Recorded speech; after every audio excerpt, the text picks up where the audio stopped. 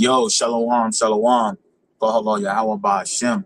Amashayaki Habashah. All right, DKY, the teacher page. I wanted to go into Psalms 119. Psalms 119 is one of the longest chapters in Psalms. It's actually one of the longest chapters in the Bible that I wanted to go into. King David spoke a lot about keeping the law, statutes, and commandments of the Most High God. Hey, first, it's a beautiful morning out here. You see, it's obviously fall going into winter. All the leaves falling off the tree. Kind of cool out here. We got to enjoy all the seasons of the Most High, not just spring. You know what I'm saying? Jake, they only like springtime. Other than that, it's too hot or it's too cold, right?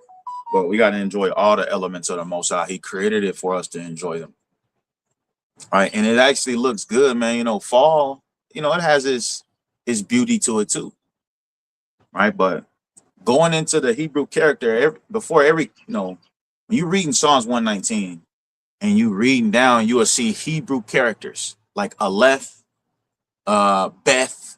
You will see all these Hebrew characters sectioned out. So ALEPH is supposed to be Psalms 119, 1 through 8, right? And that's what we're going to read today. But ALEPH, like I said, it's a Hebrew word.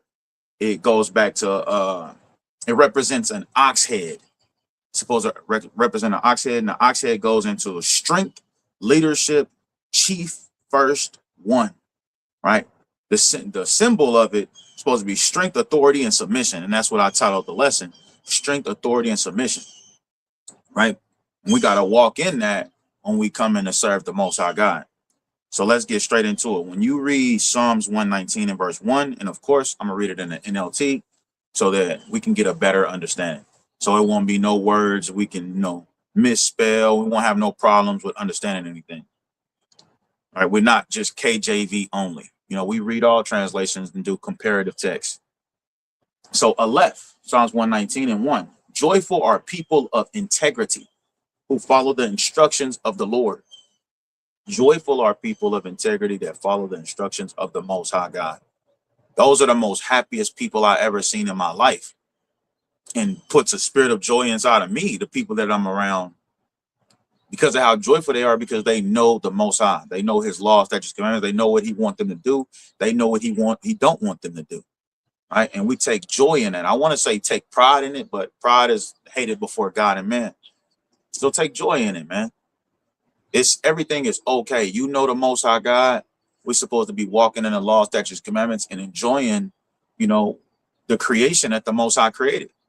Like it tell us in Sirach chapter 39, he says, for the good things were created for the good, so does the evil things for sinners. All right, so it's plenty of joyful, goodly, joyful things that the Most High wants us to enjoy, right? And there's also a lot of evil out here, that scares some people, but that stuff isn't for you. That stuff is for the wicked. It says, joyful are those who obey his laws and search for him with all their hearts. All their hearts. Every day, you looking at something. No, it ain't got to be per se. You just reading the scriptures every single day. Sometimes you need to go study on what you read. Sometimes you need to go see why Job said what he said. Sometimes you need to go see why Paul said what he said. Sometimes you need to go into the history of the churches that they was at, the problems that they had, and to give you a better understanding, right? And this is what we do, and it's fun doing it. Coming up on new information, it gets the brothers so excited to the point where they can't wait to bring it out. That's the spirit we're supposed to be in. We're supposed to be happy about the Most High's word and what we come across that he revealed to us, right? They can tell us that in Deuteronomy 28, 45 through 47, it says that we went into slavery because we didn't receive the word with joyfulness and gladness of heart for the abundance of all things. We just like, oh yeah, give it to me. That's cool. That's what we was on. And then we wanted to do our own thing. Obviously, that's why we kept dealing with heathen nations. And there's nothing wrong with dealing with heathen nations. You ain't got to walk around this mug like Debo acting like you have to show that you hate the heathen. You don't got to walk around like that. This is a teaching moment. You don't gotta walk around like that, bro. I teach my sons. I say, listen, I asked them, do you have white friends? Yes. Two of them said yes. One of them said no. I said, bro, there's nothing wrong because some Edomites are cool, bro. You gotta give credit where some of them are real cool. Some of them defend you with their life. That's just a fact. You got Edomites that'll defend you with their life before Jake will. You got Edomites that won't betray you, but Jake will. You got some cool Edomites, man. But the Bible tells us never to trust them. And that's what I teach my sons. And I also teach them, I don't give a fuck what, I don't care what that little dude got. You will always be better than him. Always. You know the creator of heavens and earth. He will never know who that is until we get to the kingdom. And we already didn't know at that point, we only have to tell them we better than them. They gonna know. They're gonna be calling my sons lords, master. That's what they're gonna be calling my sons. And that's what I teach my sons. Don't go in no dark places with them. Don't go in no alleys with them. You know what I'm saying? Don't do none of that with them. Don't sneak out to go somewhere with them. And I explain why. It's not to make them afraid. It's to show them reality. Like, for instance, me and these brothers was having a conversation yesterday, and we was explaining how our mom used to punish us.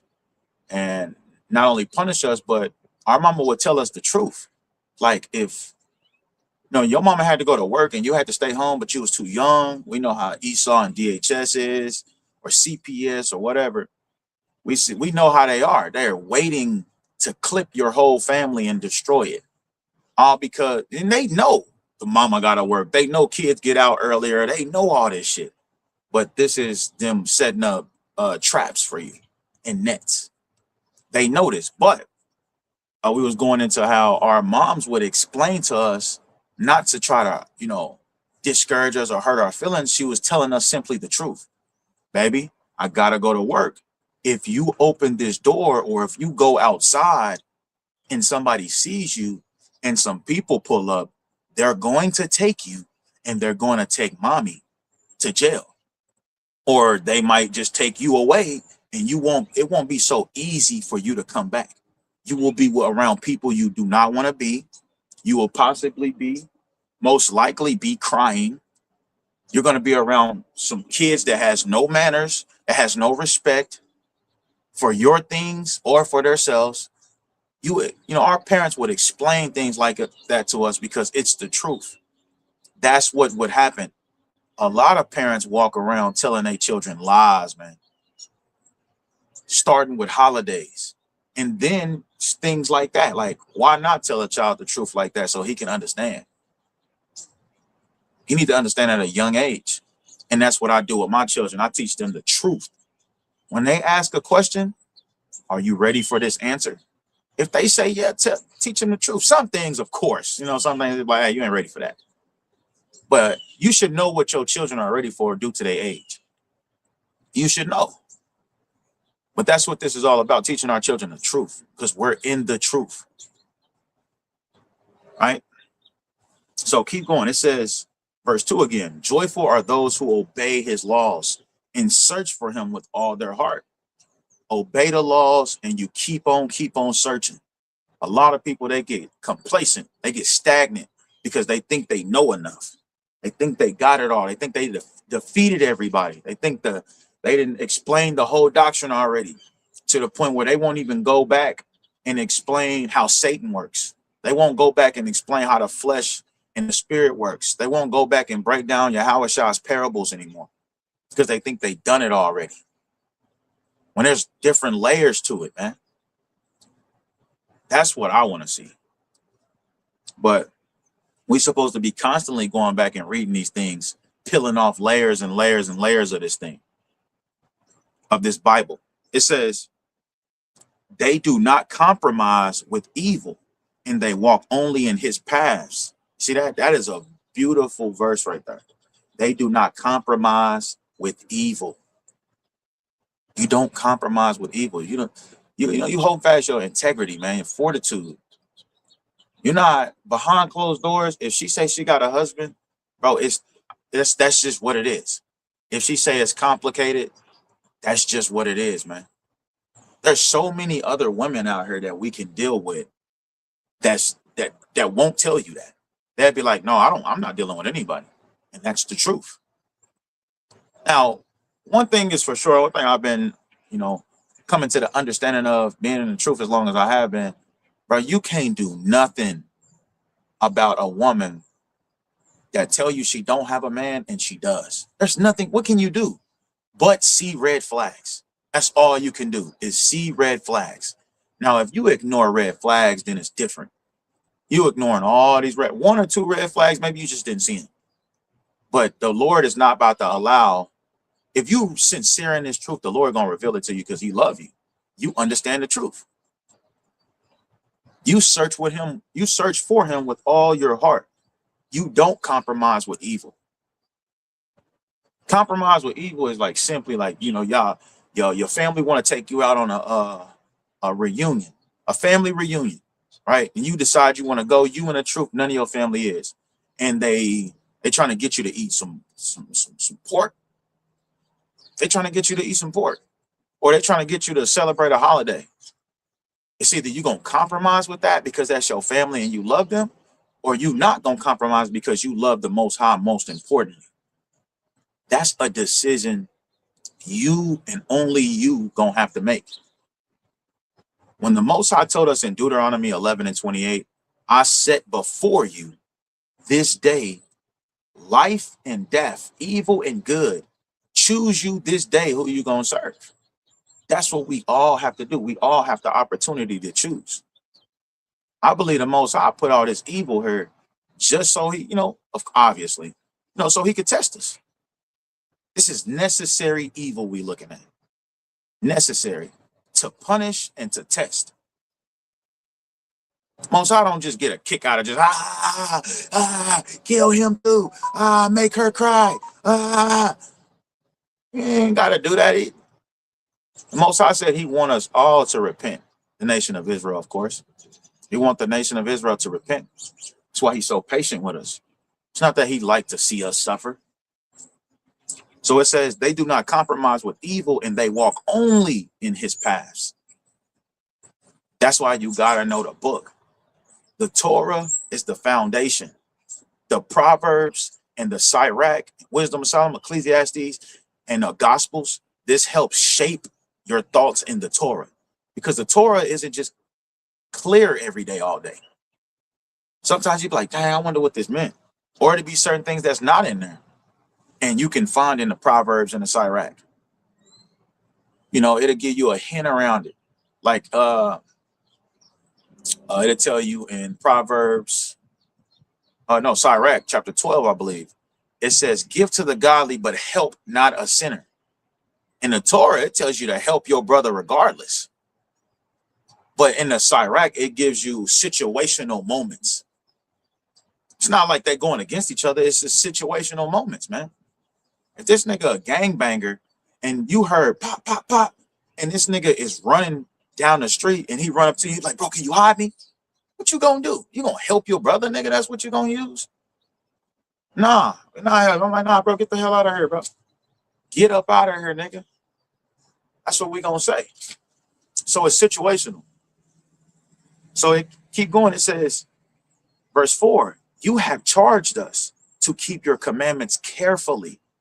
That's why it tells us in Deuteronomy, observe and take heed to the commandments. That's what that means. Observe means pay close attention to, study, read. Go write some stuff down. Take down notes, man. Man, I got so many notes. So many notes. Growing up in this truth. Taking down notes is very important because one day you're not going to have the internet no more. And you do forget breakdowns. I know the mightiest brothers.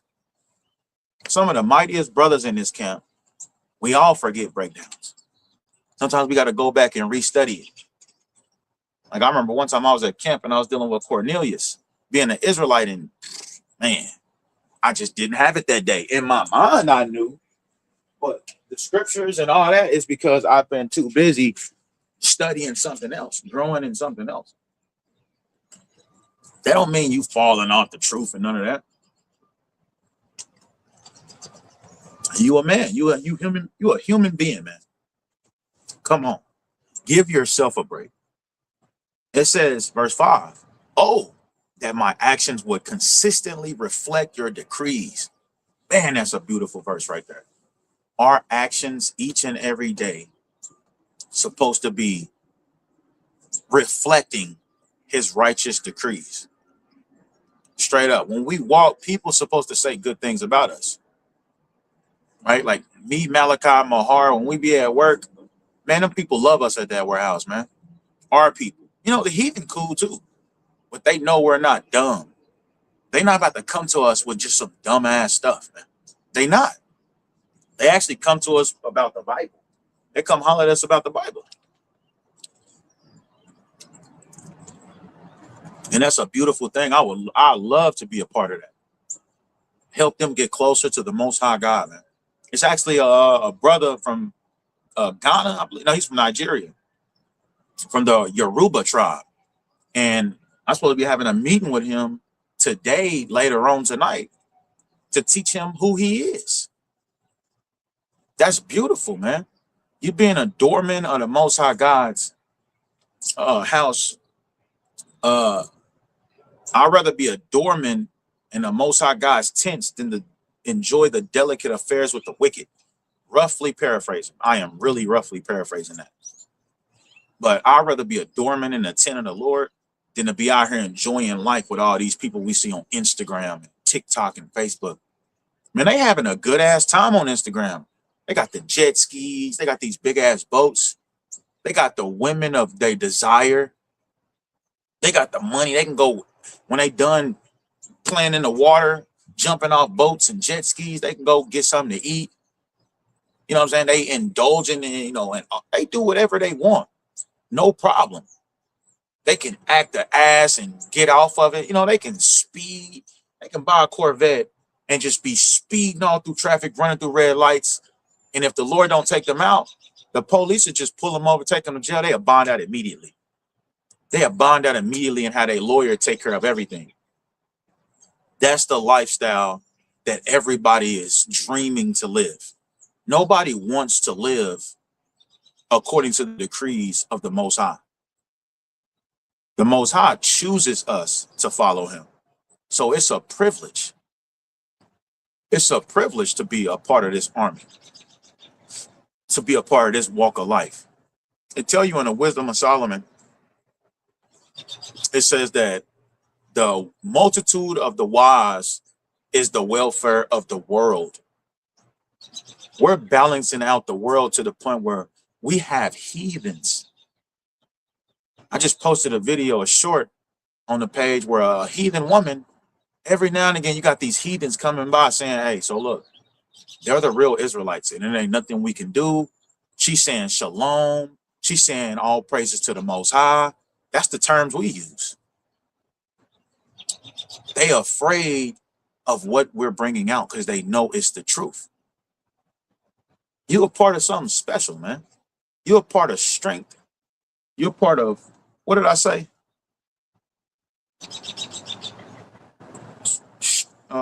Strength, authority, and submission. That's what you're a part of. Strength, authority, and submission.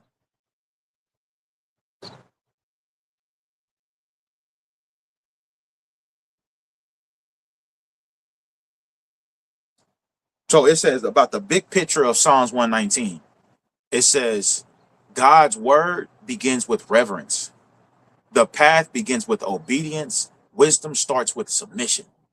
Wisdom starts with submission. The wisest thing you can do.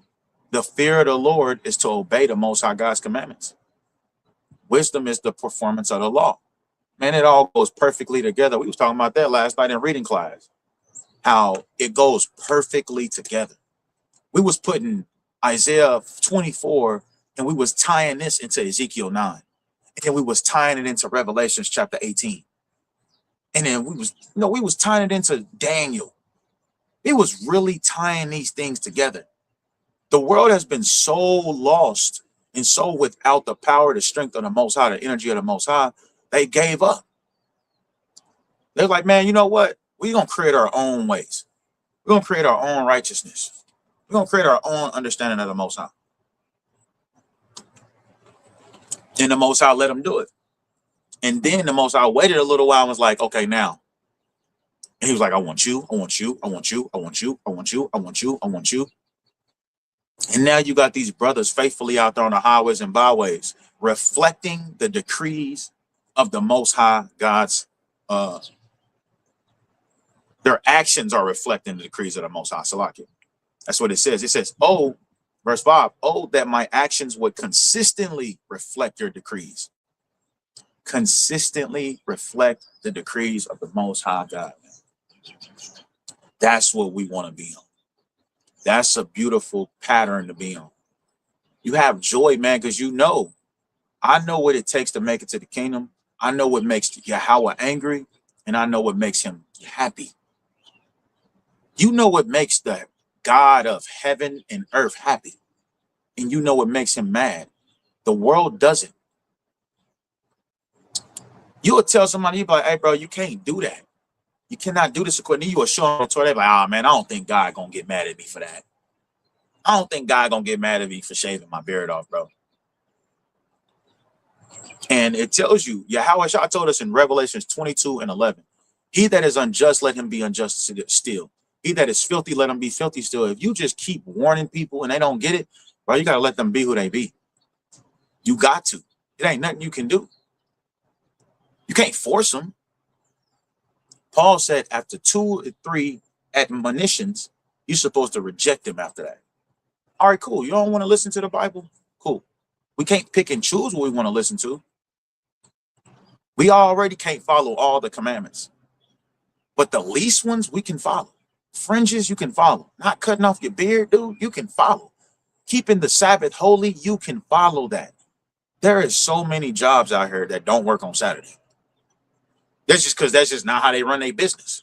Not because they care about God's laws, but you can use that for righteousness. Things do happen though. You know, a situation where you would have to work 1 or 2 Sabbaths. You know, that's what we got Yahweh Shah for. But you just saying, I got to get to the bag. I got to get it. So I'm going to work these Saturdays. That's a problem between you and the Most High, man. Collecting money on the Sabbath, that's a problem between you and the Most High, especially if you've been warned. So, like, this is what we want to be in the spirit of King David. This is why the Most High honored King David. Matter of fact, let me pull this up.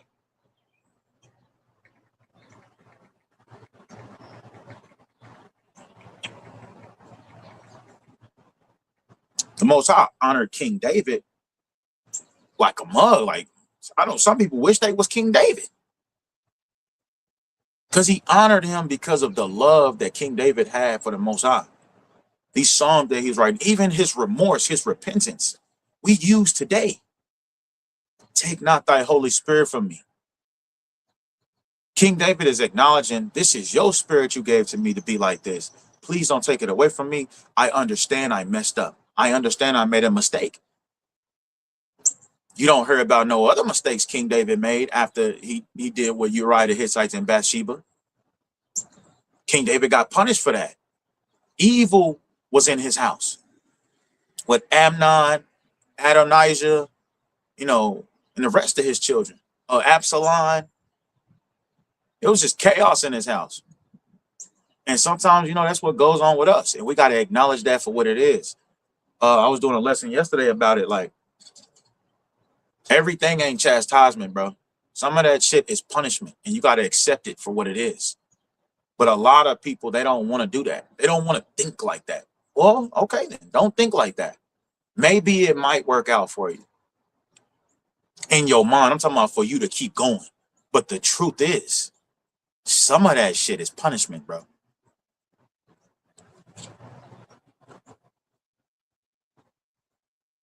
So it says, David was the youngest, overlooked by his own family. Hold on. In Acts 13 and 22, I have found David a man after my own heart, who will do all my will. You see that? That's the whole point of why the Most High honored David so much, because David really, really, really desired to serve the Most High. On camera, off camera, if you know what I mean. On camera, off camera. Yeah, we all make mistakes, bro. King David made a horrible mistake, but he was forgiven for it. And we have something called the sure mercies of David. You can be forgiven too. That don't mean go do it, because maybe the Most High already forgave you for a lot of stuff already. You don't know where you at when it. So why even play and risk something like that? Why play around with something like that? This is serious, man.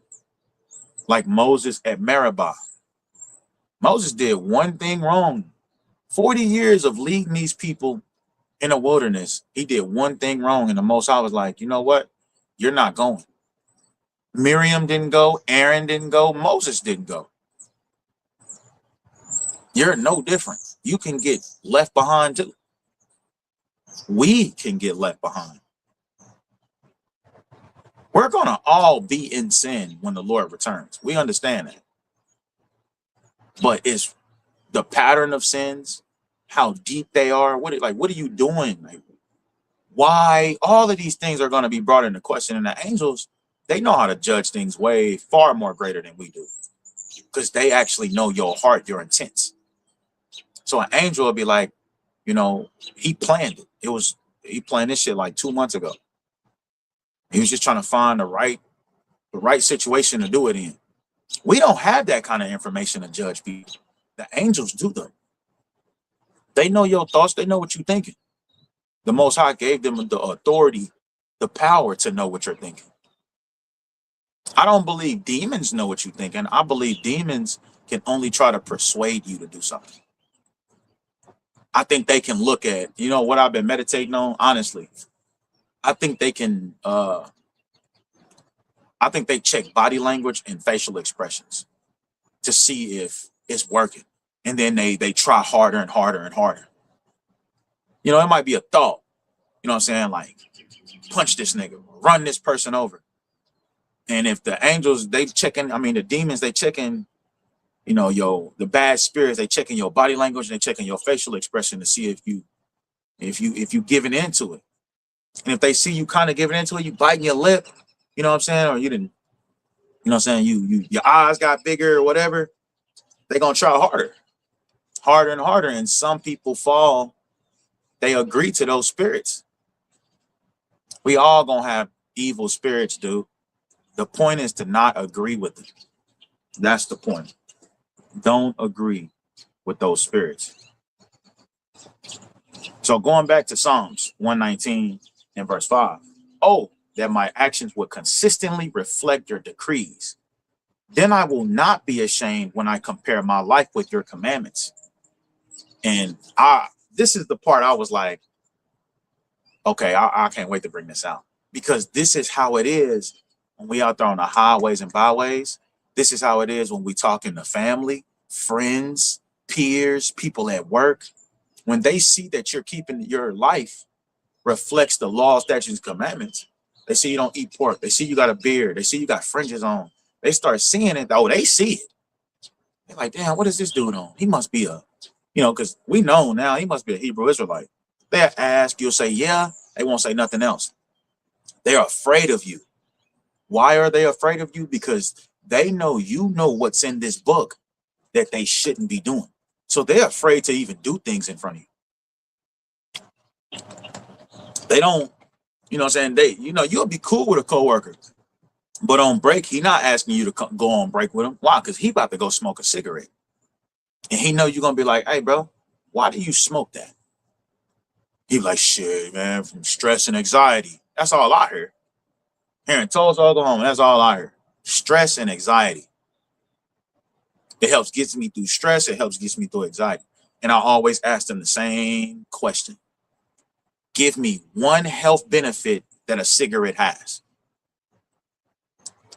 One health benefit that a cigarette has. Matter of fact, let's look it up and see.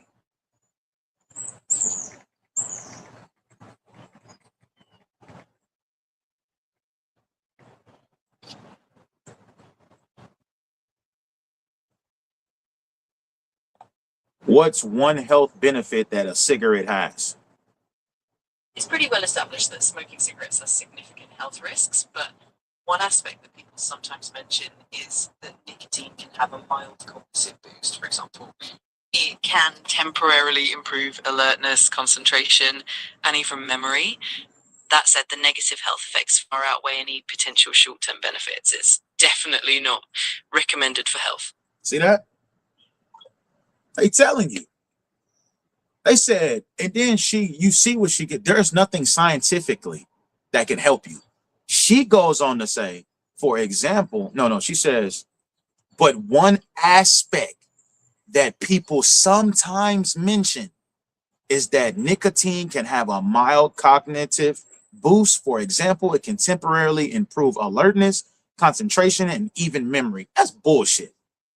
That is bullshit. That's bullshit. That's not something, that's not a health benefit.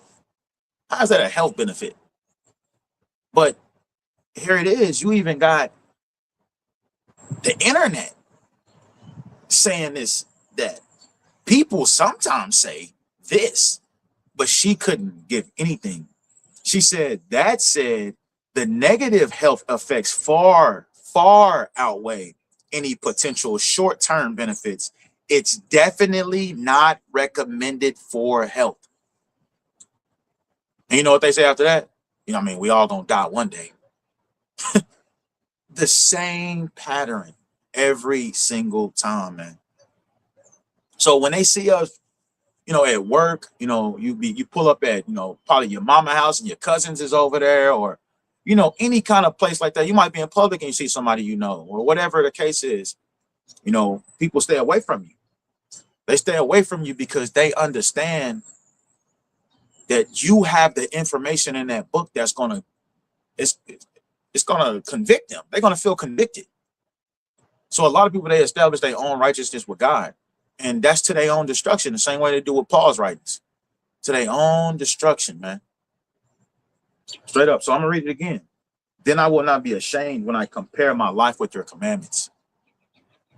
That's why we walk around with our head up. That's why we don't care about getting fired from a job. That's why we don't care about bills stacking up. Bills shouldn't stack up, but sometimes it happens. If you're a nigga that's walking around and your bills don't stack up, bro, you need to question if the Most High dealing with you, because in Hebrews 12, it tell you the Most High dealeth with you as with son when he chasten you. Chasten? I'm gonna get this.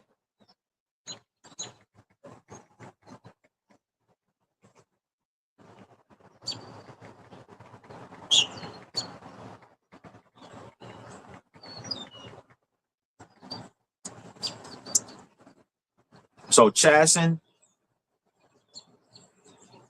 padahu, it's a Hebrew, a Greek word, padahu. It means to train a child, to educate, to correct, to form character, sometimes to rebuke or punish, but always for growth. Always for growth.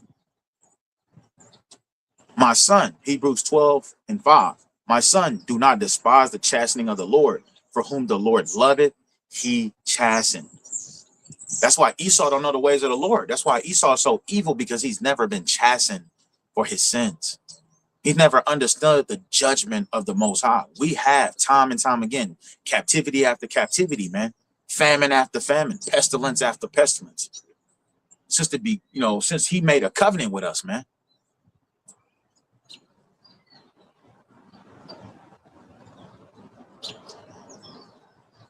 It also says chastening is pain with purpose.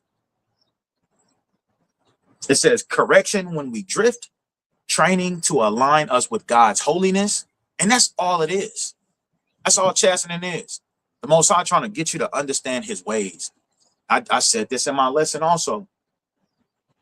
You should get to the point in your life where you understand if something is chastening or it's punishment. And I used Isaiah 48:22. Because it says, there is no peace, saith Yahweh, unto the wicked. But chastening, the Lord will put you through this with your spouse, or your car may break down, or this might happen, and it's periods of time, separated periods. But to the wicked, you don't get no peace. You don't get no peace at all. He turned your ass up with the world. He's using the world to do it. And if it ain't you, it's somebody close to you that's still going to affect you. No peace, said Yahweh unto the wicked. So it says correction when we drip, draining to align us with God's holiness, pruning so we bear fruit, pain with purpose. Straight up. So going back to Psalms 119, it says verse 6, then will I not be ashamed when I compare my life with your commands. As I learn your righteous regulations, I will thank you by living as I should. Ooh, this is what we learned from King David. We thank him for everything he's given us by living as we should. The world doesn't do that. They don't do that at all. They don't even know when they're being blessed by Satan or God. You'll have a nigga come up on some drugs and he'll say, man, God is with me, man. God is by my side, man. You know what I'm saying? Woo. You know, I got this pack. I can flip this and I can take care of my children. Nigga, that ain't God. Matter of fact, in 1 Corinthians 8 and 5, I believe it is, Paul said there be gods many and lords many. So what God are you talking about? Guess what? We know you're not about to say Yahweh Yahweh Shah, so that's cool. We know it's that God. Yeah, cool. It's not the God of heavens and earth, though, the God of the Bible. A lot of people don't understand when we go out and teach them, Satan can bless you too, dude. Satan can bless you too. How do we know that? Luke chapter 4, Matthew chapter 4. He was about to bless Yahweh Shai if he would have bowed down to him. He said, I give you all of this, for it is mine to give. Satan is in charge of this world as of now. That's why everything working in his favor. But when the Most High tells Satan to step back, what are the people going to do? You got real elite people. You got real elite people living on this earth today that really calls onto Satan. They really call him and they get instructions like a damn Ouija board. Like I used to always bring this out a couple years ago. There's a family that they have meetings and it's 13 chairs. And this is when you conspiracy theories, you learn stuff like this. They have a meeting at a round table. They have 13 seats, but it's only 12 men at these seats, and they leave the 13th seat open for Satan. And they communicate with him. If you think that's a lie and a myth, explain the Bible then. Explain to us how Satan is fake in the Bible. Show us who he is, what he's doing, and what his job is, man. Somebody is utilizing Satan. Or better yet, Satan is utilizing somebody. If you believe in, the Most High. And if you believe in the Most High, you got to understand Satan. He created Satan for a purpose. Straight up, man. Got to understand that. So we should be thanking the Most High by living as we should, by living according to his decrees, man. This 1 through 8, man, this is very beautiful. It says, as I learn your righteous regulations, I will thank you by living as I should. As you open this word up to me, the truth unto me, you know what I'm saying? Like where you can go to sleep in peaceful because you've used wisdom throughout your whole day. You know you ain't make no mistakes. You know you ain't did nothing wrong. You know what I'm saying? You can go to sleep in peace. You can enjoy your day in peace using wisdom. You know you didn't offend somebody. You know you didn't hurt somebody. You can live your life in peace, man. Joy. As I learn your righteous regulations, I will thank you by living as I should. I will obey your decrees. Please don't give up on me. And that's the end for ALEPH, which is strength, authority, and submission. That's the end for that. Until next time, shalom.